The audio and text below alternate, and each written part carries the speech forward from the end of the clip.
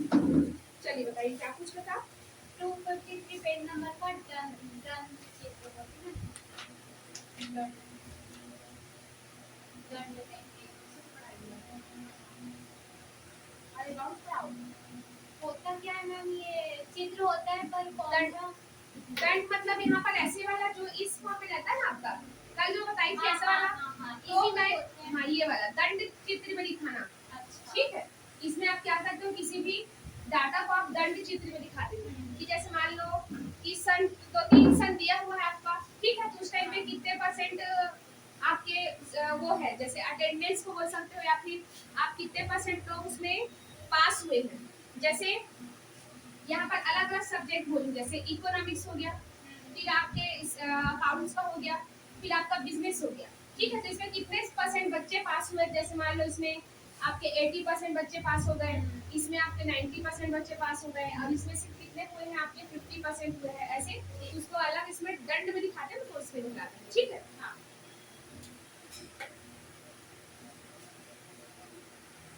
वैसे भी तो ये आरेख वाला तो मैं तो कल पढ़ाई ही थी ना, आरेख वाला आरेख नहीं पढ़ाए थे आप, तभी मुझे समझ में नहीं आया। मैं उसको आगे नहीं पढ़ाई ना, अपने दूर तक बस पढ़ाई वर्गीकरण तक। चलो आज मैं अकाउंट का भी सब सिर्फ डेमो के लिए अच्छे से उसको बता देती हूँ, तीनों सब्जेक्ट का।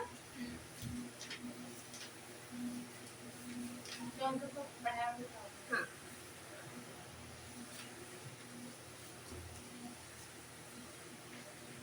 देखो लेखांकन, सबसे पहले तो हमको मीनिंग ही जानना पड़ेगा लेखांकन क्या होता है। ठीक है, लेखांकन मतलब लेखा जो आपका है उसका अंकन करना, क्या कहलाता है आपका लेखांकन। ठीक है, जैसे अच्छा सबसे पहले ये बताइए, जो लेखांकन की शुरुआत किसने की है? अमेरिका के किसी कंपनी ने की है, पर ये भी पता नहीं किसने की। नहीं, कंपनी नहीं, वो पर्सन कौन है? लुकास पिसियोली। ठीक है, जो लुकास पिसियोली, ठीक है, याद है ना, फ्रेम में इधर आ रहा है। ठीक, तो लुकास पिसियोली ने सन 1494 में, इसने 1494 में स्टार्ट किया था इसको, अकाउंट्स को।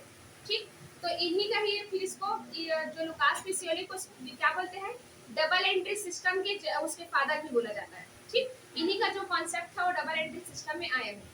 पहले क्या था, पहले के लोग जो सिर्फ सिंगल एंट्री करते थे, तो आपको क्या होता था, उसमें दूसरा पक्ष जो प्रभावित था उसके बारे में पता नहीं चलता था। जब डबल एंट्री सिस्टम स्टार्ट हुआ तब पता चला कि कहीं पर पैसा आया है तो कहीं पर कुछ ना कुछ तो गया होगा ना आपका।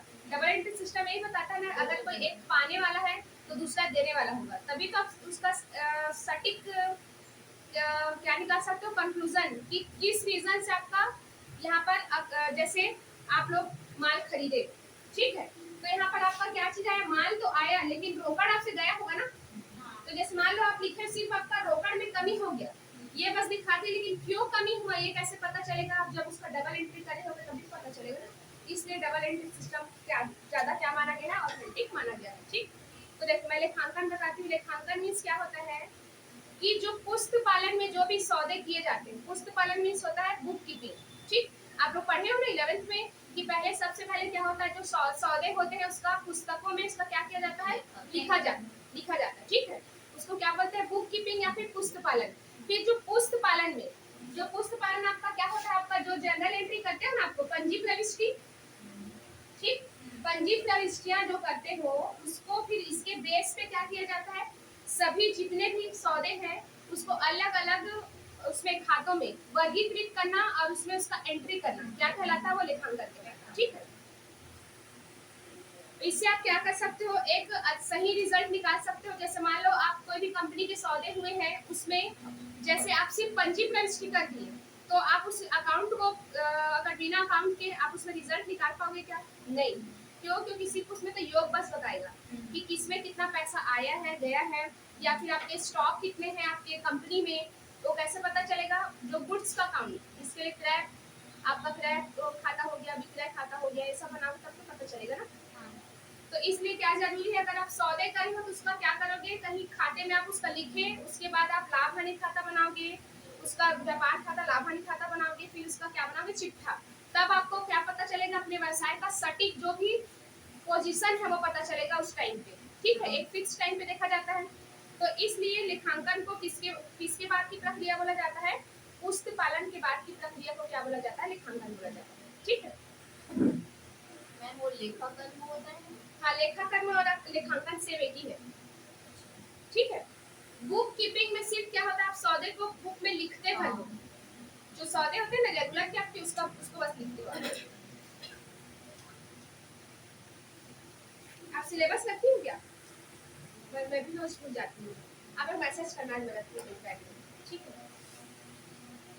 इसमें जो लेखांकन की विशेषताएं क्या हो सकती है, देखो कि लेखांकन में सौदों को लिखने और वर्गीकृत करने की कला है, कि कैसे सिस्टमेटिक तरीके से आप क्या कर सकते हो, किसी भी सौदे को लिख सकते हो उसमें। ठीक है, जैसे मान लो आप हर रोज जैसे एंट्री कर रहे हो, माल आया, रोपड़ गया, या फिर मशीन खरीदा, ठीक है, क्रय और या फिर वो सब मजदूरी दी, ये सबको आप एक जगह लिख दी, फिर कैसे जान पाओगे कि कौन सा डेट को क्या है करके, मिक्स हो जाएगा ना। तो उससे अच्छा आप क्या कर सकते हो, अलग अलग उसका क्या खोलो, खाता खोलो, ताकि आपको पर्टिकुलर मतलब क्रय किस किस डेट पे हुआ है या विक्रय किस किस डेट पे हुआ है, आप उस खाते पे जाके देख सकते हो कि नहीं।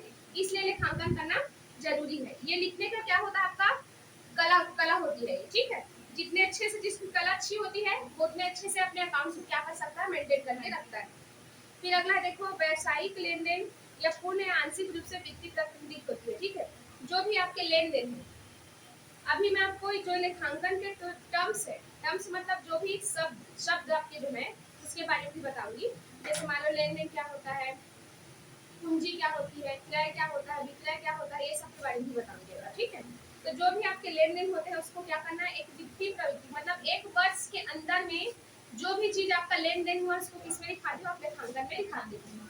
ठीक, फिर नेक्स्ट क्या लिखा है, आप उन्हीं व्यावसायिक व्यवहारों को लेखा करो जिसको मुद्रा के रूप में मापा जा सके। जैसे यहाँ पर आप बाटा सिस्टम नहीं कर सकते, जैसे बाटा सिस्टम में क्या रहता था, विनिमय सामान के बदले में सामान, तो ये नहीं करोगे आप, जिसको मुद्रा के उसमें मापा जा सके उसका बस प्रविष्टि आप यहाँ पर करेंगे। ठीक है, फिर अगला है, इसमें आप क्या करते हो, लेखांकन में आप अकाउंट्स में लिखते हो, उसके बाद उसका वर्गीकरण करते हो, फिर उसके बाद क्या कर सकते हो, संक्षिप्तीकरण। संक्षिप्तीकरण मीन्स क्या होता है, जैसे शॉर्ट फॉर्म में क्या चीज, जैसे आप लोग देखे हो ना, फाइनल अकाउंट जब बनाते हो तो उसमें जो समायोजन लिखा रहता है, ठीक है, समायोजन, उसका भी आप क्या करते हो, एडजस्टमेंट करते हो ना, करते हो कि नहीं।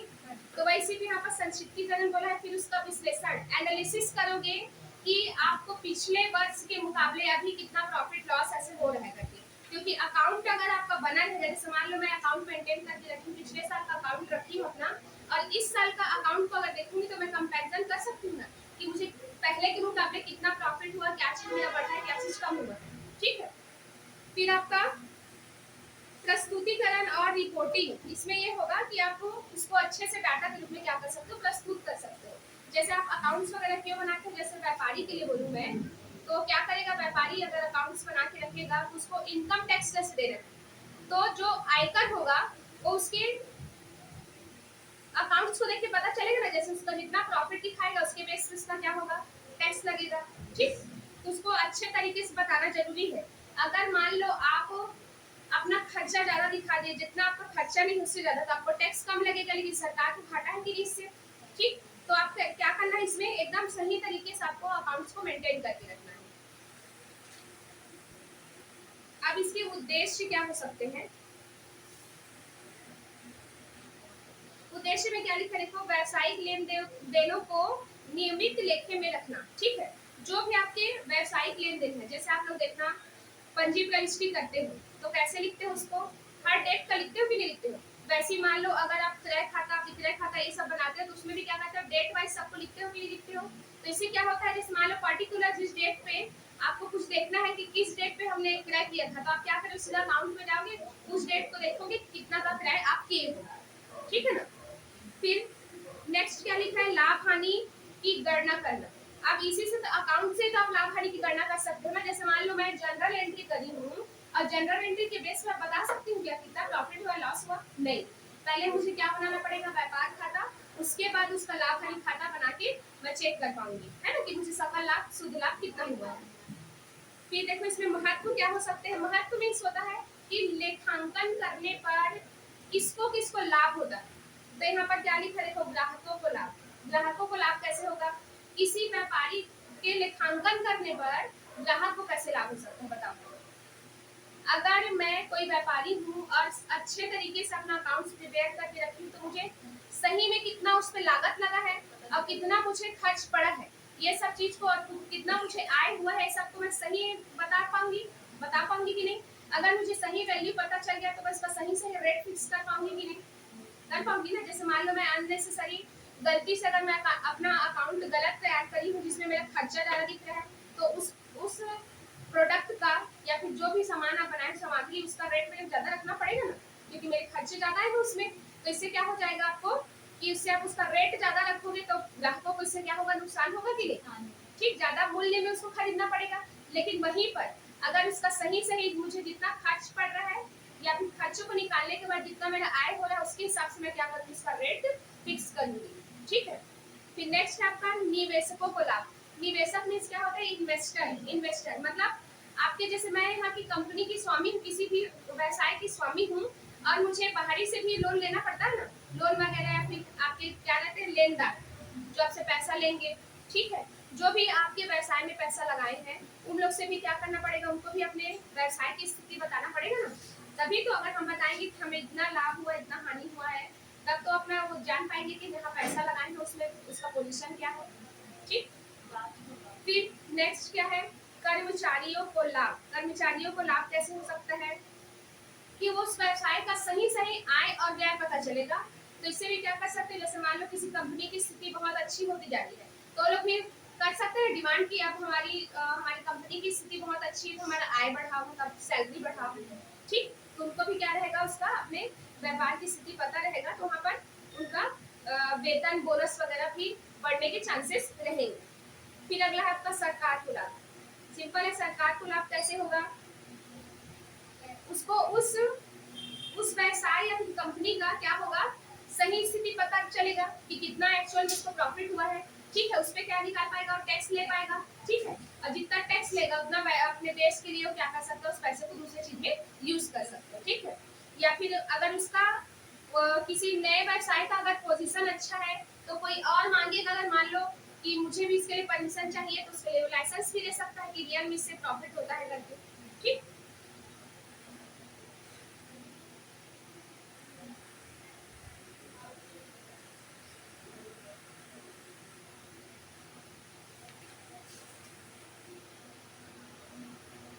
इसके शब्दावली को समझाना है क्या आपको। शब्दावली आप लोग पता होगा शायद, कि या फिर बोलोगे तो बता सकती हूँ।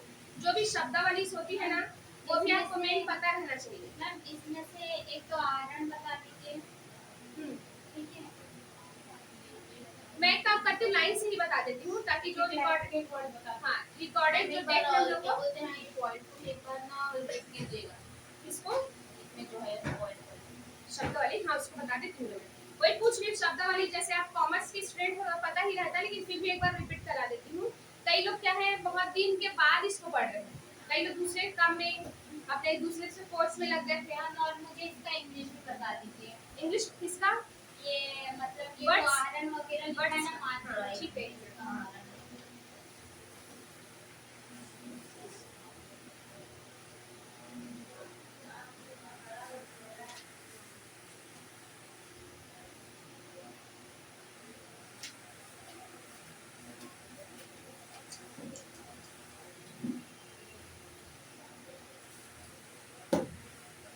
चलो पहला क्या लिखा है आपका, देखो शब्दावली मीन्स आपके जितने भी आप कॉमर्स में जब तक आप पढ़ोगे ये सब शब्द आपको मिलेंगे देखने को। ठीक है, तो आप उस शब्द का ही मीनिंग नहीं जानोगे तो कैसे उसको समझ पाओगे। तो पहला इसका वर्ड है क्या चीज, बिजनेस। बिजनेस मतलब व्यवसाय।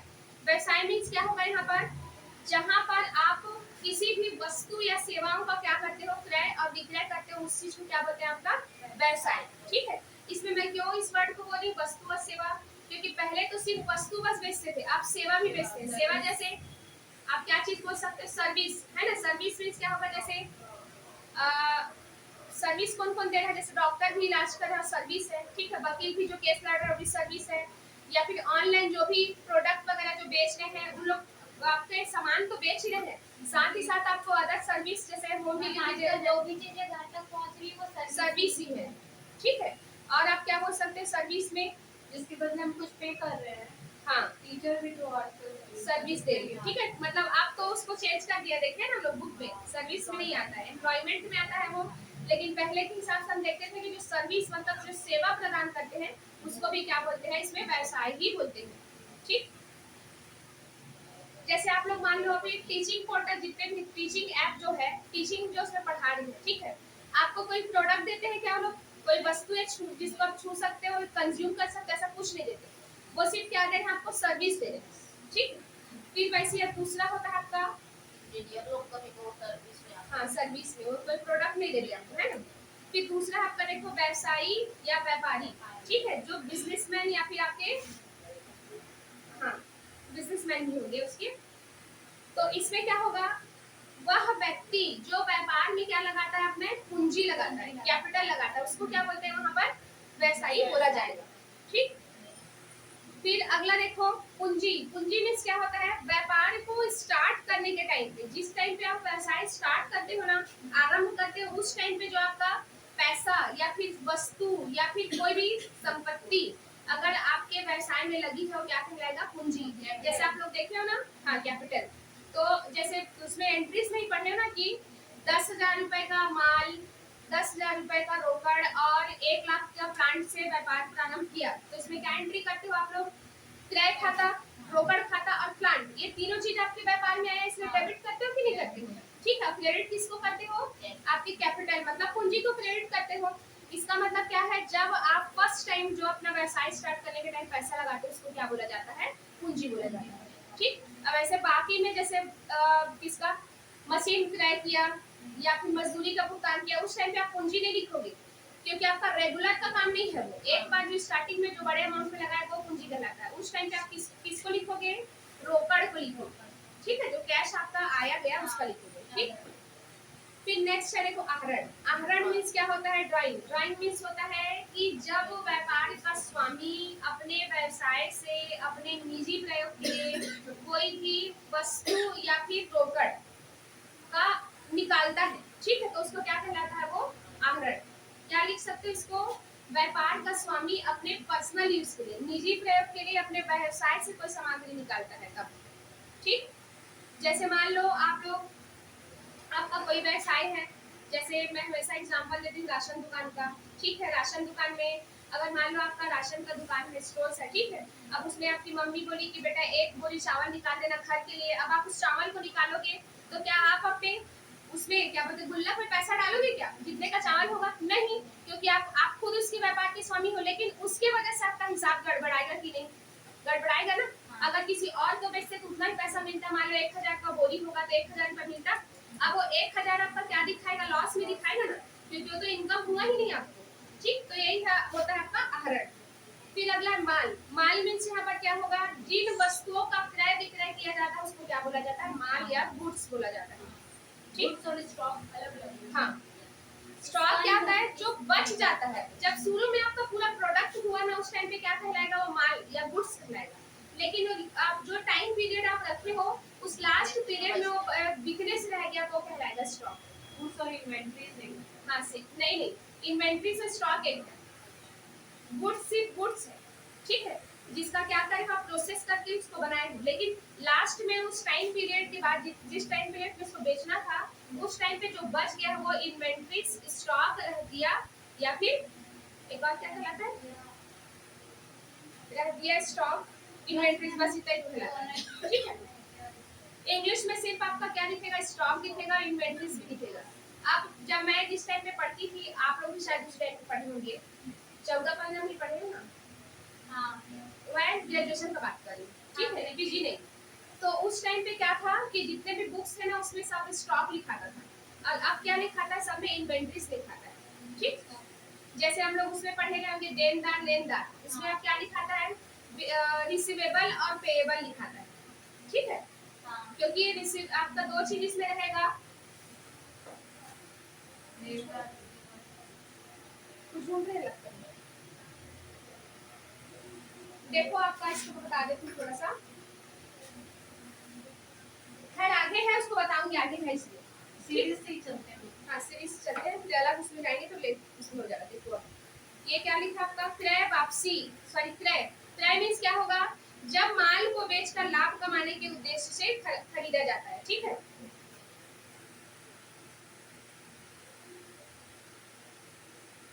जैसे मान लो आप क्रय कब करोगे, आपको जैसे मान लो कोई प्रोडक्ट बनाना है, ठीक है, अब प्रोडक्ट बनाने के लिए आप कच्चे माल का क्रय करते हो ना, आप उसको क्रय भी क्यों कर रहे हो, आप लाभ कमाने के उद्देश्य से उसका प्रोसेस करोगे, उस सामग्री का, गुड्स का, उसके बाद वो क्या कहलाएगा, वो प्रोडक्ट बनेगा। तो उस टाइम पे आप जो सामान को खरीदे लाभ कमाने के उद्देश्य से, वो क्या कहलाएगा आपका क्रय या विक्रय, सॉरी क्रय कहलाएगा, ठीक, खरीदोगे तब। फिर अगला लिखा है देखो क्रय वापसी या बाह्य वापसी।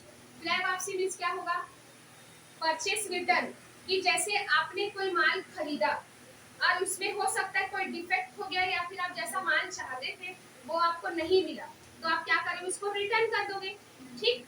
तो इससे क्या होगा, जो आप एंट्री करेंगे, जैसे क्या एंट्री करोगे, क्रय करते हो तो क्या एंट्री करते हो, purchase account debit to cash, मान लो अगर कैश में खरीदे हो, आप क्या करोगे, उसको वापस कर दिए तो क्या हो जाएगा, वो आपको नहीं, परचेस नहीं होगा, परचेस पहले तो आपका परचेस अगर ना, परचेस अगर डेबिट होता है तो परचेस रिटर्न क्या होता है, आपका रिटर्न जो होता है वो क्रेडिट होता है, ठीक है। तो इससे इसका अपोजिट क्या हो जाएगा, आपका कैश आ जाएगा, ठीक है। तो वही होगा कि आप जो मान चाहते हो उसके अकॉर्डिंग अगर नहीं मिला या फिर कुछ डिफेक्ट हो गया उसमें, तो आप उसको वापस कर देते हो। इसमें एक याद रखना, यहाँ पर बाह्य वापसी दिया रहता है, तो बाह्य वापसी भी हमेशा जब बच्चे लर्न करके पढ़ते हैं ना, बाह्य वापसी को ना विक्रय वापसी समझते हैं, क्योंकि बेचे हैं उसको क्या करना है वापस, लेकिन वो क्या होगा, क्रय वापसी मतलब होगा बाह्य वापसी, ठीक। फिर अगला है विक्रय। विक्रय मीन्स क्या होगा, लाभ कमाने के उद्देश्य से जब माल को बेचा जाता है तो उसको क्या कहते हैं, विक्रय। अब वो जो कच्चा माल आप खरीदे वो क्रय था, अब उसमें प्रोसेस किए, उसके बाद जो आपका प्रोडक्ट बन के तैयार हुआ उसको क्या करें, आप मार्केट में बेचना स्टार्ट करें, तो आपका क्या कहलाएगा, वो विक्रय कहलाएगा। फिर आपका नेक्स्ट है विक्रय वापसी। अब वैसी मान लो अगर हम किसी ग्राहक को अपना प्रोडक्ट बेचे हैं और ग्राहक क्या किया, हो सकता है जो जैसा चाहता था वो नहीं मिला या फिर कुछ डिफेक्टिव हुआ, तो हमको वापस करेगा, क्या कहलाएगा, जो विक्रय किए थे वो वापस आ गया, तो क्या होगा आपका विक्रय वापसी। मैम और ये एंट्री डेबिट में जाएगी। हाँ, जैसे मान लो आप सेल किए हो तो आपका कैश अकाउंट डेबिट होगा, हाँ ठीक है, और सेल्स टू सेल्स होगा, हाँ ठीक। लेकिन इसी को अगर विक्रय वापसी आएगा तो जस्ट अपोजिट हो जाएगा, सेल्स रिटर्न अकाउंट डेबिट होगा, ठीक है, और टू कैश, आप ठीक है। चलो नेक्स्ट है आपका कटौती, अपहार, छूट या बट्टा। ये सभी चारों एक ही वर्ड है ना, डिस्काउंट। तो इसमें आपका दो प्रकार का बट्टा होता है। जब आपको बट्टा मीन्स क्या होता है, सिंपल है कि जब आप माल की बिक्री को बढ़ाने के लिए या फिर लोगों को ललचाने के लिए आपका जितना रेट का प्रोडक्ट है उसको क्या करते हैं, उससे कम में जब आप किसी ग्राहक को देते हैं तो आपका क्या होता है, ये छूट या बट्टा कहलाता है, ठीक है। अब ये छूट भी क्या होता है, आपका दो प्रकार का होता है, ये इम्पोर्टेंट है ना, इस पर इसमें आता है क्वेश्चन भी आता है इसमें, कि आपका जो ना छूट है, ठीक, इंग्लिश मीडियम वाले कोई बस है ना, आपको नहीं हो ना, हाँ। छूट क्या होता है, एक होता है आपका व्यापारिक छूट और दूसरा होता है आपका नगद छूट, ठीक। लेकिन एक बार इंग्लिश में भी बताइए। हाँ बताएं, वो नहीं बोल रही, इसको इंग्लिश में लिखती है ऐसे वैसे बोल, ठीक है। आपका जो डिस्काउंट होता है वो क्या होता है आपका, एक होता है आपका ट्रेड डिस्काउंट, ठीक है, दूसरा होता है आपका कैश डिस्काउंट, ठीक। दो प्रकार के डिस्काउंट होते हैं, एक ट्रेड डिस्काउंट और एक होता है आपका कैश डिस्काउंट। तो जो आपका ट्रेड डिस्काउंट होता है ना, वो सभी ग्राहकों को मिलता है। सभी ग्राहक मीन्स क्या होगा, जैसे आप लोग अभी मैं बुक खरीदने गए, ठीक है, मैं अगर जाता हूँ बुक खरीदने गए, ठीक, अब मैं क्या बोली, भैया कितने का पड़ेगा बुक, तो प्रिंटेड रेट से जितना भी इसको माइनस करके देना है कि 10% व्यापारिक छूट है। तो जैसे मान लो आपका 300 रुपए का बुक है, उसमें 10% अगर व्यापारिक छूट दे रहे हैं, मतलब कितना है इसका 30 रुपए, तो ये कितना हो जाएगा 270 रुपए। ये हम दोनों को रेट पड़ेगा सेम 270 रुपए, लेकिन मैं वहाँ पर क्या बोली, भैया मैं तो अभी पैसा नहीं दे पाऊंगी तो मुझे उधारी में दे दो, लेकिन अनुराधा क्या बोली कि भैया मुझे कैश में मैं तुरंत पे कर रही हूँ, तो बोलेगा आप कैश में पे कर रहे हो ना, इसलिए आपको मैं एक्स्ट्रा कितना परसेंट का डिस्काउंट दे देता हूँ, 2% का। तो इसका आप क्या करोगे, 270 का 2% निकालोगे, उसके बाद यहाँ पर घटा के जो वैल्यू आएगा उतने में उसको अनुराधा को मिलेगा, लेकिन मुझे कितने में मिलेगा, यहाँ पर 270 रुपए मिलेगा। ठीक, तो आप ये बोल सकते हो कि जो आपका ट्रेड डिस्काउंट है वो जो उधार खरीदे चाहे नगद खरीदे वो सभी ग्राहक को मिलता है, लेकिन जो नगद छूट है वो सिर्फ नगद भुगतान करता है, कैश पे करता है, उसी बस को मिलता है। ठीक है, और आप लोग जो अकाउंट बनाते हो तो अकाउंट में अगर बट्टा आपका खाता अगर ओपन हुआ है तो उस बट्टे में व्यापारिक बट्टा आएगा कि नगद बट्टा आएगा, व्यापारिक ट्रेड डिस्काउंट आएगा कि कैश डिस्काउंट आएगा, डिस्काउंट पे काउंट। हाँ, अगर जैसे मान लो आप कोई परचेस की हो कोई सामग्री है ना, मान परचेस किए, purchase account debit to cash और टू डिस्काउंट, यही सेम बता रही हूँ। जैसे मैं हम लोग क्या करें, यहाँ पर बुक खरीदे तो जो हम परचेस करे हैं उसमें कैश में कितना आएगा, डिस्काउंट में कितना आएगा, जो डिस्काउंट दिया वो डिस्काउंट में आएगा, जो कैश दिया है वो कैश में आएगा। नहीं, तो इसमें डिस्काउंट में जो व्यापारिक छूट 30 रुपए, ये कितना आएगा देखो तो 2%, 2 मिनट देखो, पॉइंट मतलब पॉइंट में आएगा तो घटा के बताना, 1% इसमें मेरा 5.4 मान लो 5 रुपए आ रहा है, 5 रुपए, ठीक है, तो ये कितना पड़ जाएगा आपको, 265, ठीक है, 265। तो इसका एंट्री कैसे होगा, अब हम दोनों को ये कितने का रेट पड़ेगा, यहाँ पर 270 का, तो मुझे परचेस रेट कितना पड़ेगा पर 270, मैं अनुराधा ने इसको खरीदने के लिए कितना पैसा दिया,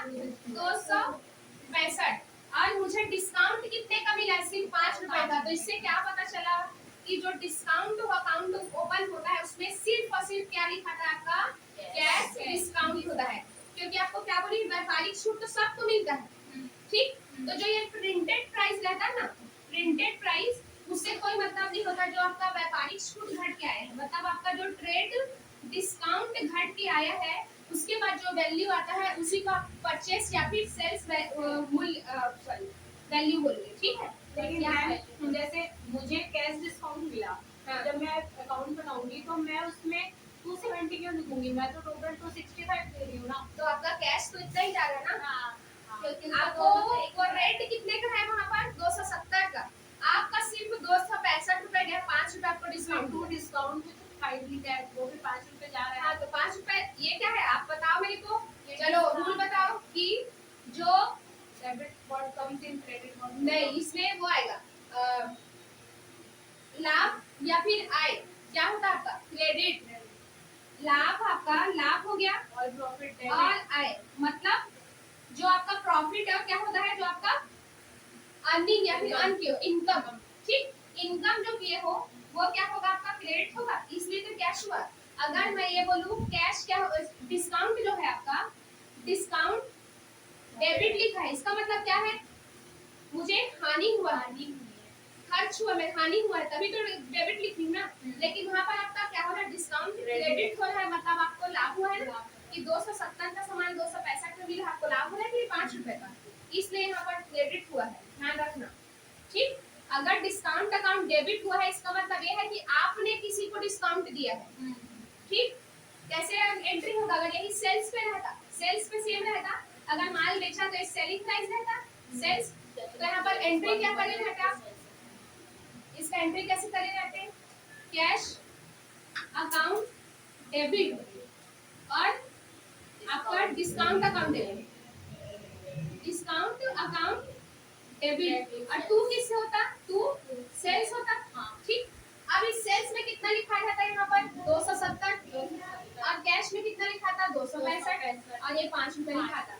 अब यहाँ पर ये जो 5 रुपए है ना डिस्काउंट का, वो क्या दिखा रहा है आपको, हानि हुआ है। अगर आपने किसी और को बेचा रहता, अगर ये कौन बनाता है, ये बुक वाला जो बनाता, क्या बोलते हैं, जहाँ सब बुक खरीदे वो बनाता, तो अपने लिए एंट्री करता कि नहीं, कि उसके पास कैश आया, उसने डिस्काउंट दिया, वो सेल्स किया कितने 270 रुपए का, तो उसको 5 रुपए का यहाँ पर हानि हुआ है, लॉस हुआ ना, बनाएगा तो ये वाला ये एंट्री बनाएगा, और आप लोग अगर खरीदे हो तो ये वाला एंट्री करेंगे।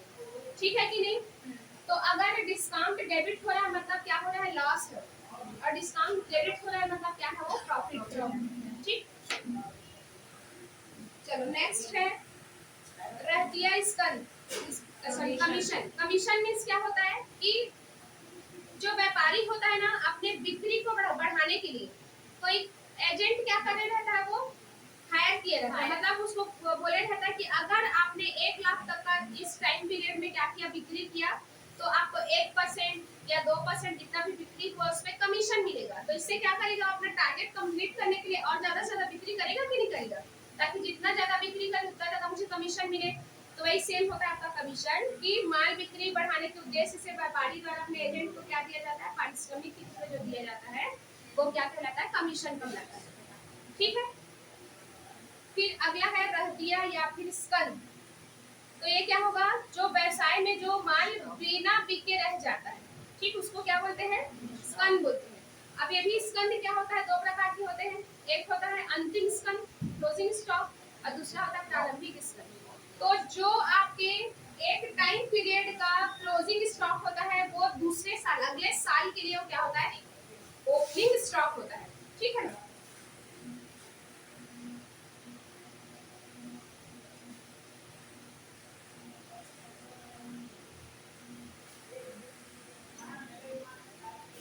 चलो नेक्स्ट है, हाँ, जीवित रहतिया मृत रहतिया। इसमें देखो कैसे लिखा है, जीवित में क्या आएगा, जैसे जिसके अंदर क्या है, जीवन, ठीक है, जीवन में क्या आएगा, जैसे गाय हो गया, भैंस हो गया, बैल। ये आप लोग ना 11th या फिर फर्स्ट ईयर के ना किसी एग्जांपल में है, ठीक है, कि दो जोड़ी क्या खरीदे, आप बैल खरीदे, तो उस टाइम पे आप क्या एंट्री करोगे बताओ तो, ये जीवित रहतिया खाता विकलन और रोकड़ खाता से करोगे। ठीक है ना, और मृत्यु में क्या आएगा, वही जिसके अंदर जान नहीं है, जैसे क्या चीज के अंदर, आपका भवन हो गया, फर्नीचर हो गया, वाहन हो गया, ये सब चीज क्या आएगा, आपका मृत्यु में आएगा। ठीक, अब संपत्ति या पावना मीन्स क्या होगा, संपत्ति मीन्स जो आपके व्यापार को चलाने के लिए जिस भी वस्तु की जरूरत पड़ती है, जो ताकि उससे अच्छे ढंग से चल पाए, वो आपका क्या कहलाता है, जैसे संपत्ति। अब जैसे मान लो यहाँ पर मैं कोचिंग चलाना है, अगर ये मेरा व्यवसाय है, तो मुझे क्या क्या लगेगा, एक रूम लगेगा, पंखा लाइट लगेगा, कैमरा लगेगा, सब लगेगा ना, तो यही सब मेरा क्या है, संपत्ति है। ठीक, फिर इसमें भी संपत्ति को क्या बोला है कि संपत्ति भी कितने प्रकार की होती है, यहाँ पर 4 प्रकार दिख रहे हैं। ठीक है, तो संपत्ति में जो पहला है स्थायी संपत्ति। स्थायी संपत्ति मीन्स ऐसी संपत्ति जो जिसको एक स्थान से दूसरे स्थान तक नहीं ले जाया सकता। ठीक, तो जैसे फिक्स्ड एसेट में क्या आएगा आपका, भूमि, भवन, फर्नीचर, ये सब क्या होगा, इसको आप एक बार खरीदते हो और बहुत टाइम तक, लंबे टाइम तक इसका यूज करते हो, इसलिए इसको स्थायी संपत्ति भी बोला जाता है। ठीक है, फिर दूसरा है आपका, फास्ट हो रहा है क्या, ठीक है ना, स्पीड ज्यादा तो नहीं है। फिर दूसरा आपका अस्थायी या फिर चल संपत्ति। इसमें ये होगा कि ऐसी संपत्ति जिसका हमेशा साल के अंदर में ही इसका लेन देन हमेशा होते रहता है, जैसे क्या चीज रहेगा, रहतिया, प्राप्य पत्र, देनदार। ठीक है, इसमें क्या होगा कि ये सब क्या होता है, साल भर में आपका क्या होगा, इसको आप क्या कर सकते हो, रोकड़ में कन्वर्ट कर सकते हो। जैसे किसको, रहतिया है, रहतियों को जैसे मान लो आप स्कंद को बेच लिए, उसे रोकड़ मिलेगा।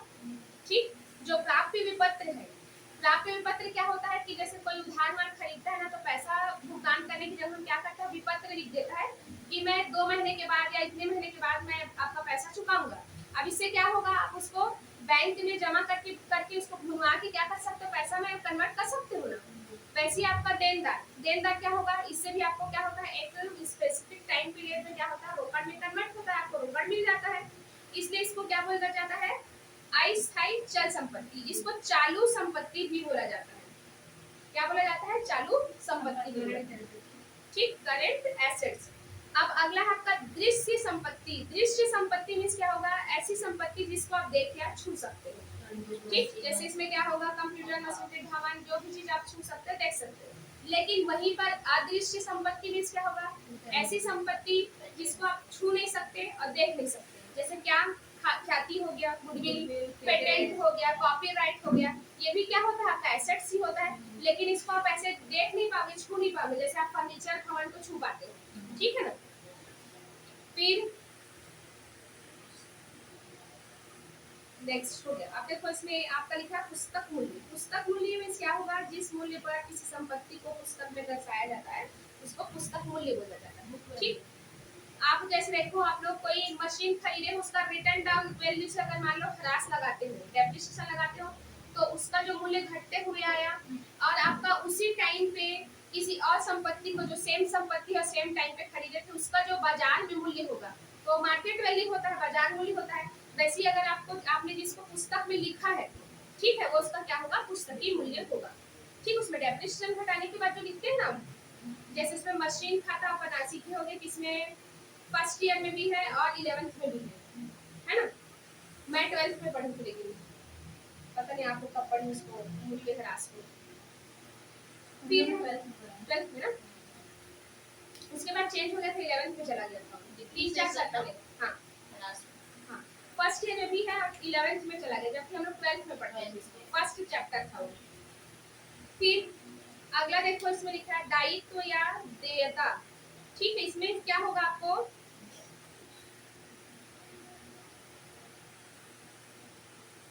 दायित्व मीन्स वही होगा कि आप व्यवसाय या व्यवसाय के स्वामी को जिसको क्या करना रहता है, पैसे को चुकाना रहता है। ठीक है, वही आपका क्या कहलाएगा, दायित्व।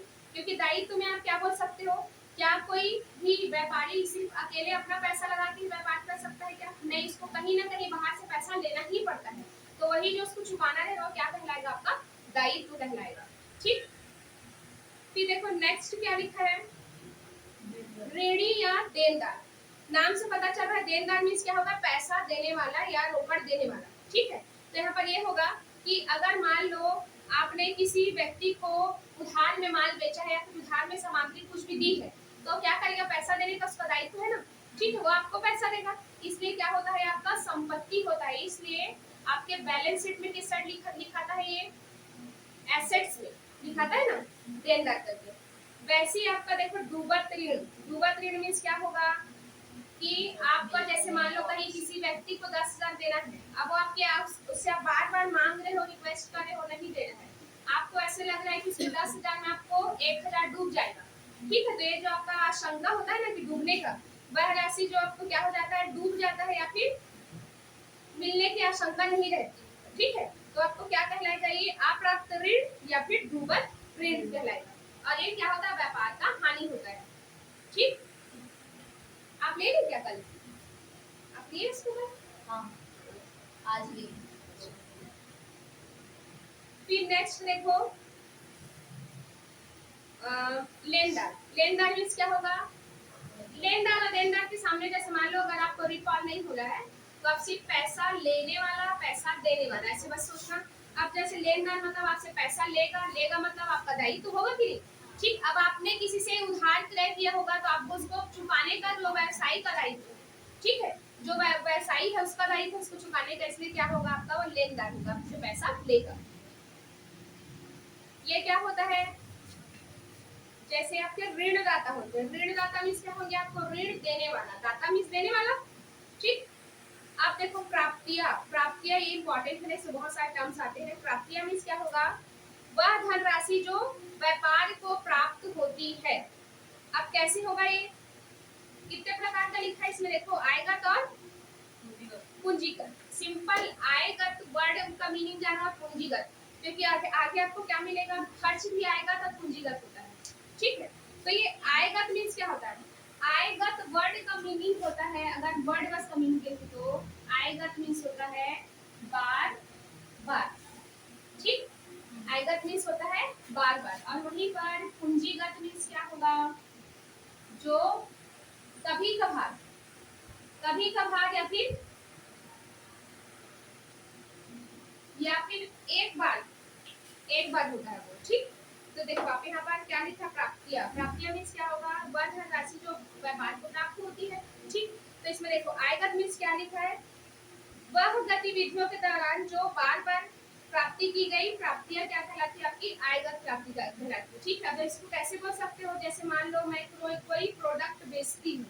ठीक, अब बेची तो अब मैं हर दिन या हर हफ्ते या हर महीने बेचूंगी इसको, तो उस टाइम पे जो मुझे क्या मिलेगा, पैसा मिलेगा, वो आयगत होगा, क्योंकि मेरा काम ही है उस प्रोडक्ट को बेचना।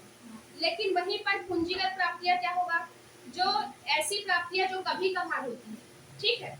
जैसे मान लो आपका कोई संपत्ति खराब हो गया, अब उसको आप बेच दिए, ठीक, क्योंकि उसका काम नहीं आ रहा है, तो अब उससे जो प्राप्त होगा पूंजीगत होगा। क्या आपका हर साल या हर महीने या हर हफ्ते काम रहता है क्या संपत्ति को बेचना?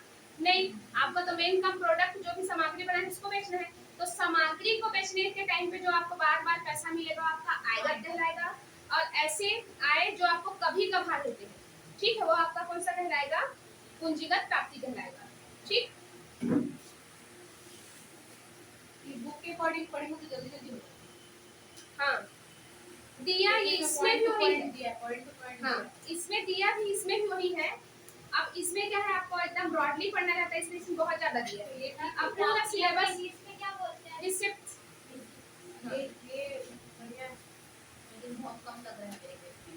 इतने से नहीं हो पाएंगे। आपको यही चीज इसमें दिया है, हम लोग पढ़ चुके हैं। ये जो दिया है ना एकदम सटीक दिया है, टॉपिक दिया है। आप ना ऑप्शन के लिए इसको भी रख सकते हो, हम लोग इसको पढ़ चुके हैं ना, इसमें बता रही मैं हूँ सोच रही चीज। हूँ कि 11th की बुक जब तक नहीं मिली उसको लेना पड़ेगा। हाँ, आप खरीद चुकी क्या? तो बेस कितना पड़ा है?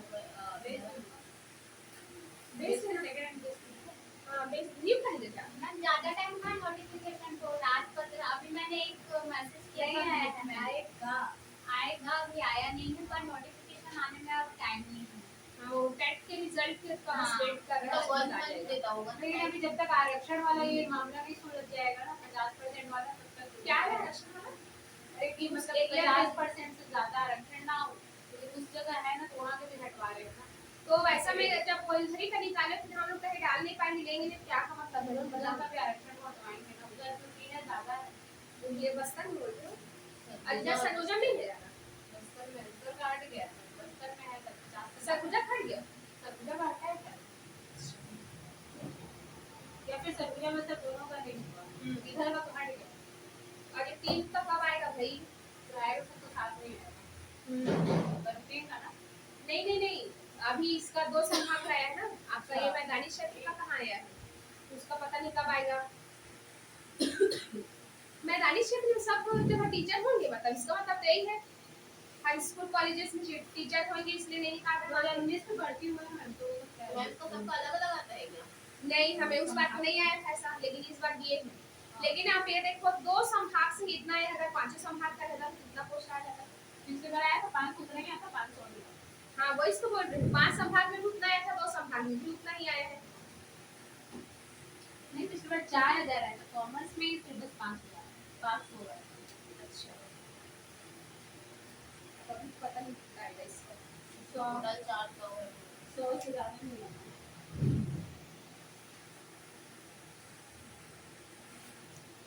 चलो नेक्स्ट देखना इसका, इसमें क्या लिखा है नेक्स्ट? खर्च या व्यय, ठीक। अब इसमें क्या है, आपका जो लाभ प्राप्त करने के लिए आप कोई भी प्रकार का भुगतान जो करते हैं, खर्चे जो करते हैं, वो क्या कहलाता है? आपका खर्च कहलाएगा। जैसे मान लो आप सामग्री बनाए और उस पे जैसे मान लो मजदूरी दे रहे हो, या फिर आने जाने का भाड़ा दे रहे हो, ठीक है, या फिर उस पे कर वगैरह टैक्स पे कर रहे हो, तो ये सब क्या होगा? आपका खर्च कहलाएगा।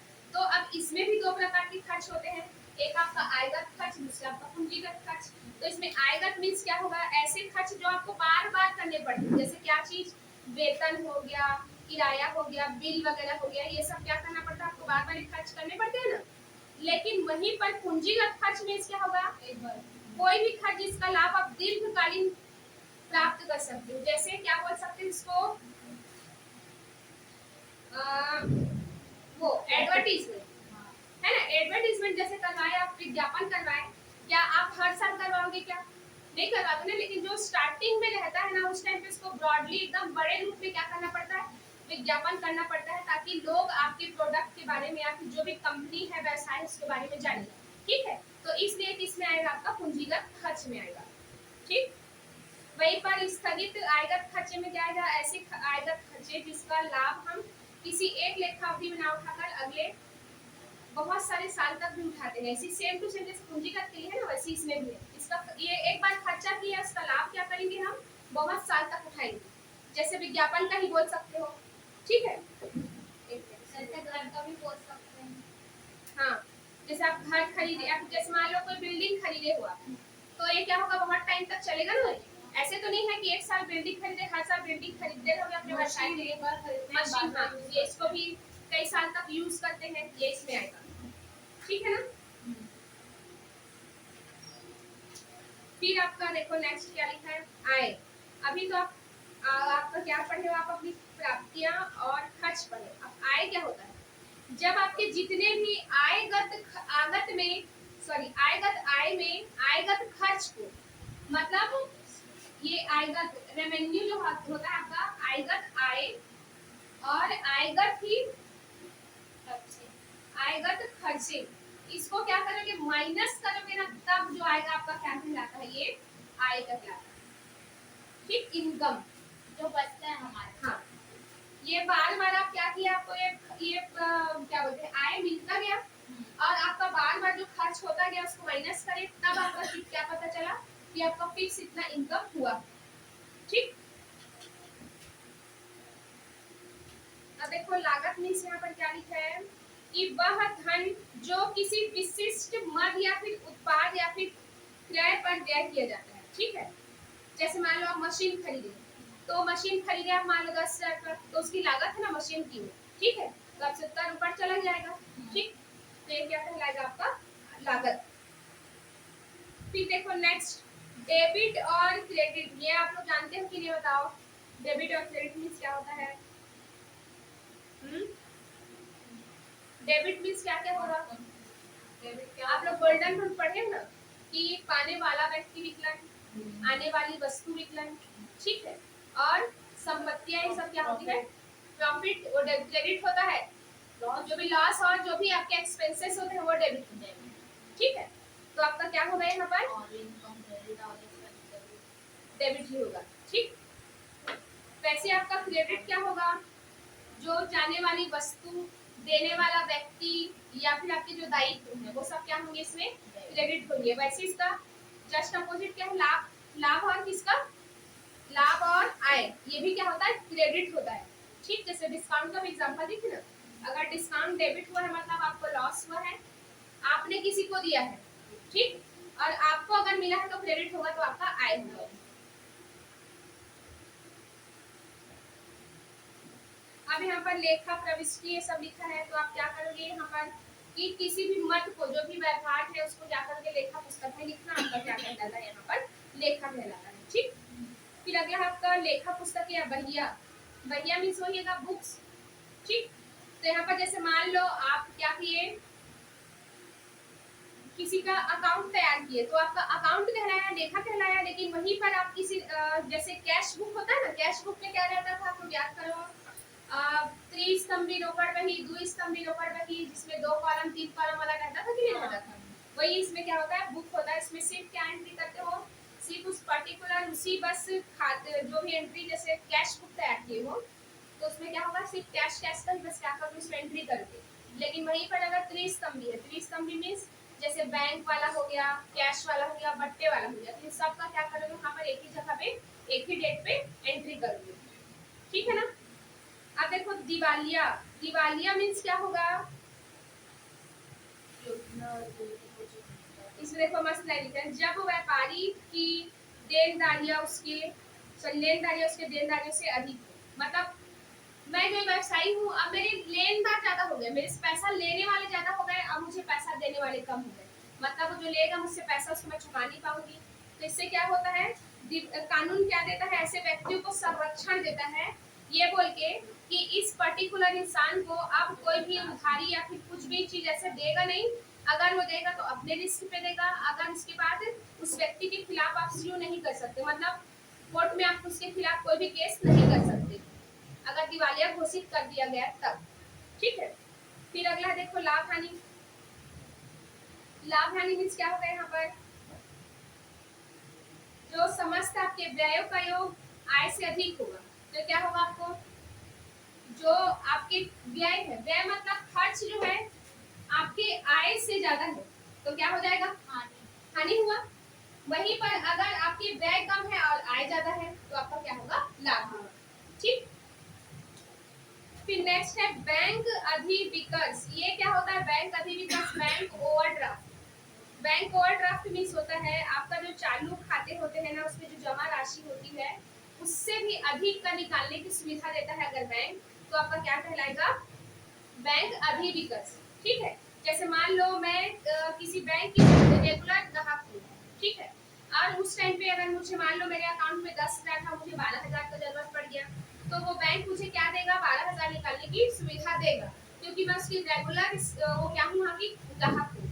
ठीक है, वो मेरा अकाउंट जानता है, ये मेंटेन रखती है। हो सकता है किसी रीजन की वजह से उसको जरूरत पड़ गया, तो उस टाइम पे मुझे क्या देगा, सुविधा देगा। ये सुविधा हर किसी को नहीं मिलता, ठीक है ना, जो उसके रेगुलर ग्राहक है, जिसका अकाउंट अच्छे से मेंटेन रहता है, उसको बस मिलता है बैंक अधिविकत की सुविधा। ये एक प्रकार से बैंक के द्वारा लोन के रूप में होता है, ठीक है ना। चलो अगला है व्यावसायिक सौदे। अब व्यावसायिक सौदे में क्या होगा, व्यापार में जो मुद्रा, काल या सेवा के आदान प्रदान को क्या बोलते हैं, व्यावसायिक सेवा बोलते हैं, सॉरी व्यावसायिक लेन देन बोलते हैं, ठीक है, सौदे। फिर आपका देय विपत्र। देय विपत्र मीन्स क्या होगा, ओवर तो नहीं हो रहा है ना, नहीं सुना है ना, देखो देय विपत्र मीन्स क्या होगा, अब बिल्स ज्यादा डिटेल में पढ़ेंगे तो हाँ वही तो, जो ये इसके क्या है वर्ड्स है ना, तो उसको कम से कम जाने, इसी के थ्रू हम आगे जब कुछ भी उस वर्ड्स आएगा तो समझ पाएंगे। सिंपल है, जैसे हम लोग बचपन में ABCD पढ़ते थे ना, A for Apple, B for ball होता है, वही हमारे कॉमर्स के लिए सब ये सब जरूरी है ना। तो आप देखो इसमें देय विपत्र लिखे हो, देय विपत्र कब लिखते हैं, बिल्स, बिल्स क्या होगा, रिसीवेबल, ठीक है, देय विपत्र मींस होता है बिल्स पेबल। जब मैं क्या करी, जैसे मान लो मैं व्यवसायी हूँ, अब आप मेरे पास क्या है, सामान खरीदने के लिए, ठीक है, अब आप क्या बोले कि मेरे पास तो पैसा नहीं है, इसके एवज में मैं क्या कर देता हूँ या कर देती हूँ कि मैं बिल लिख देती हूँ कि 2 महीने के अंदर मैं आपका इतना पैसा चुकाऊंगी, ठीक। अब क्या होगा, आप मुझे विपत्र लिख के चले गए, तो आप क्या होगा, यही देय विपत्र होगा। आप मेरे पास आपका विपत्र जमा है, मैं उसको लेके कहाँ जाऊंगी, बैंक जाऊंगी, उसको बुनवाऊंगी, उससे जो पैसा मिलेगा उसको मैं ले लूंगी, ठीक। तो आपके लिए वो क्या होगा, देय विपत्र, आप देय हो इसलिए, लेकिन मेरे को प्राप्त हुआ तो मेरे लिए क्या होगा, प्राप्य विपत्र, जो आगे आगे क्या बोलते हैं ये देय विपत्र और क्या बोलते हैं जो चेक, हाँ अलग होता है, अलग अलग अलग, क्या डिफरेंस है दोनों में?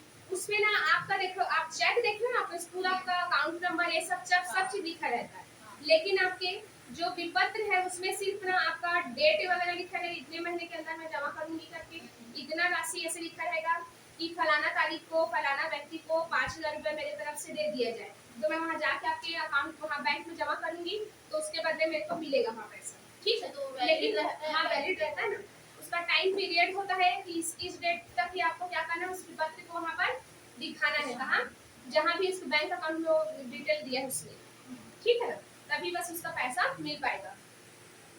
फिर वैसे जो आप दिए हो इसलिए आपके लिए देय विपत्र, मैंने प्राप्त किया इसलिए मेरे लिए क्या होगा, प्राप्य विपत्र होगा, ठीक।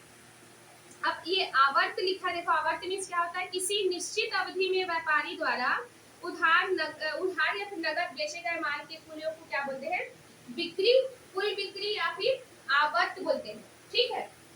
टोटल सेल्स, टोटल सेल्स को ही क्या बोलते हैं, रिटर्न, क्या बोलते हैं, रिटर्न।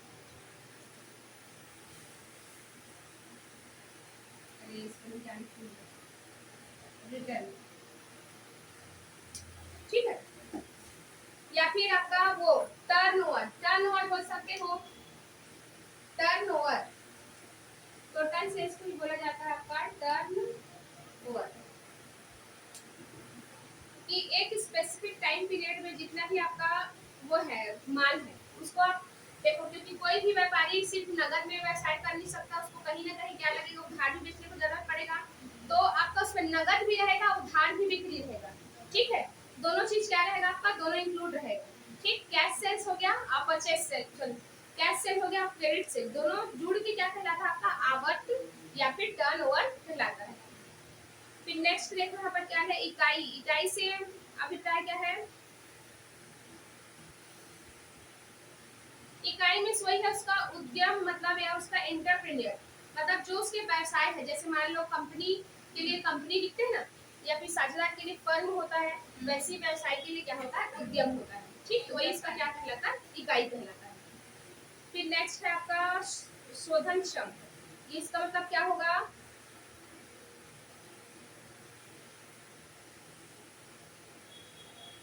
शोधनक्षम मीन्स यही होगा कि जब व्यवसायी अपने दायित्व का भुगतान करने के लिए क्या है वहाँ पर सक्षम है। जैसे मान लो मैं लास्ट में अकाउंट बनाई और मेरा जो दायित्व आ रहा है वो मेरे एसेट्स क्या बोलते हैं, जैसे मैं लिक्विडेशन का बताती हूँ। कंपनी का आप अकाउंट बनाते हो, लिक्विडेशन करते हो, समापन करते हो, तो आप क्या करते हो, सभी जितने भी संपत्तियां उसको बेचते हो। उसके बाद उससे जो पैसा मिलता है ना उसको जितने भी बाहरी दायित्व है उन सबको चुकाते हो। तो इसका मतलब क्या है, अगर आप लास्ट तक चुका पाए तो आपकी शोध क्षमता अच्छी है कि आपको रियल में आपके पास उतना पैसा है ताकि आप सबको चुका पा रहे हो। ठीक है, तो यहाँ पर आपको उसको चुकाने के लिए सफिशिएंट अमाउंट है आपके पास, तो आपको क्या कहलाएगा, ये शोधन क्षम कहलाएगा। ठीक है। स्टोर, स्टोर मीन्स क्या होगा, सिंपल है। स्टोर आप लोग देखना उस पढ़े रहोगे ग्रेजुएशन में, स्टोर्स अकाउंट जिसमें लिफो फीफो वीफो मेथड पढ़ते थे कि आप कोई भी प्रोडक्ट बनाएं उसको फिर स्टोर करने के लिए कहीं एक भंडार गृह होता है उसमें जाके आप उसको रखते हो। ठीक है, आपका क्या कहलाएगा, ये स्टोर्स कहलाएगा। जैसे इसमें क्या क्या हो सकता है, क्या लिखा है, ग्रीस पैकिंग सामग्री, तेल, अतिरिक्त पुर्जे, सब क्या कहलाता है आपके स्टोर्स में रखा रहता है, तो आपका स्टोर्स कहलाएगा। ठीक। फिर आपका लाभ, लाभ मीन्स क्या होगा, एक अवधि के दौरान जो कुल व्यय पर कुल आगम का अधिक होगा। ठीक, यही सेम आपका आय मीन्स क्या है, यहाँ पर आपका जितना भी आयगत आय है और आयगत खर्च को माइनस किया तो आपका आय कहलाता है। वैसे आपका लाभ क्या कहलाएगा, आपका जितना भी खर्चे हैं उसमें आपका आगम अगर ज्यादा है, आपको मिल ज्यादा है, आपका खर्च कम हो रहा है, तो आपका क्या कहलाएगा, ये लाभ। जो आप लाभ वाली खाते बनाते हो ना, डेबिट साइड क्या लिखते हो, जितने भी खर्चे हैं उसको लिखते हो, क्रेडिट साइड क्या लिखते हो, जितने भी लाभ हुए हैं या फिर आपके आय हुए उसको लिखते हो। अगर इस साइड का ज्यादा गया तो आपको शुद्ध लाभ होता है ना, तो वही सेम है इसमें लाभ। फिर हानि मीन्स क्या होगा, हानि मतलब होता है आर्थिक लेन देन के परिणाम स्वरूप व्यवसाय क्या है। हाँ, हानि मीन्स वही होगा कि अगर आपका खर्चे ज्यादा है और आपके आय कम हो गए तो उस टाइम पे क्या होगा, हानि होगा। ठीक। अब खाता मीन्स यहाँ पर ये लिखा है कि एक खाता किसी भी व्यक्ति विशेष या किसी विशेष मत से संबंधित लेन देन का लेखा करता है। अब खाते का तो अलग से इसका होना चाहिए, पता नहीं इसमें दिया है, हम लोग वाले बुक में पढ़े थे कि खाते के प्रकार नहीं दिया है क्या, नहीं खाता भी नहीं दिया, इसमें नहीं दिया है, लेकिन फिर भी हम लोग खाता पढ़ेंगे। ठीक है। खाते के ब्रॉडली कितने प्रकार होते हैं, दो प्रकार होते हैं, एक व्यक्तिगत खाता, दूसरा अव्यक्तिगत खाता। फिर व्यक्तिगत को भी इसमें कहाँ पर दिया, फिर तुम्हें खाता पे ही साल पेज और शुद्ध अरे उसमें नहीं है, वो खाता वही है, खाते के प्रकार नहीं दिए हैं। फिर भी मैं जो 11th का बुक है उसमें से पढ़ा दूंगी। ठीक है, इसमें पूछता है ना कि जैसे मान लो नॉमिनल अकाउंट, हाँ वही वाला। ठीक है।